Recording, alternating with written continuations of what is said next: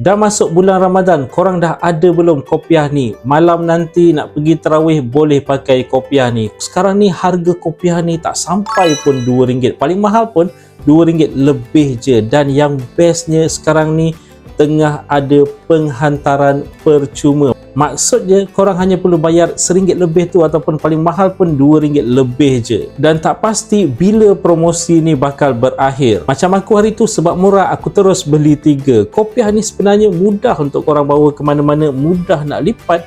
Jadi korang boleh masukkan dalam poket baju korang, ataupun nak masukkan dalam poket seluar pun boleh sebenarnya. Jadi kalau korang tengah travel, mungkin dalam perjalanan nak berhenti solat, mudah kalau ada kopiah ni.